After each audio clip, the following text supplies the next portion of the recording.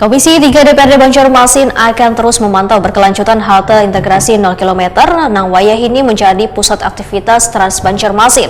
Langkah ini dilakukan agar halte benar-benar berfungsi sesuai konsep awal sebagai simpul transportasi modern, ramah lingkungan serta memberikan kenyamanan gasan warga pengguna jasa angkutan umum.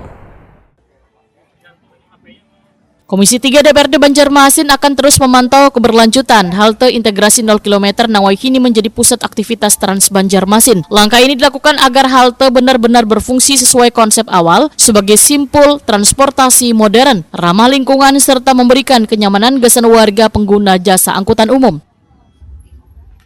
Ini disampaikan Ketua Komisi 3 DPRD Banjarmasin Muhammad Ridho Akbar Wetokon di Prima TV di sela-sela melakukan peninjauan bersama anggota komisi di kawasan Jalan Jenderal Sudirman Banjarmasin Tengah hari Sabtu 9 Agustus 2025.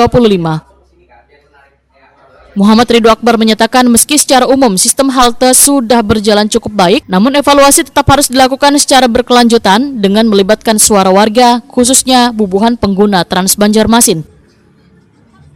Politisi Partai Golkar ini pun memadahkan Trans Banjarmasin adalah urat nadi transportasi publik di Kota Seribu Sungai, sehingga sistem pelayanan, kenyamanan armada, hingga ketepatan jadwal harus menjadi perhatian serius.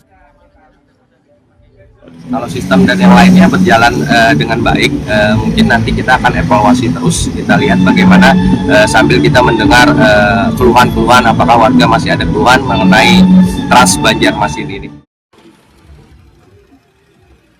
Muhammad Ridho Akbar menambahkan pelayanan Trans Banjarmasin yang terintegrasi dengan halte modern akan meningkatkan minat warga beralih dari kendaraan pribadi ke transportasi umum. Ini sejalan dengan visi pemerintah untuk mewujudkan transportasi ramah lingkungan, mengurangi kemacetan, serta menekan polusi udara di Banjarmasin.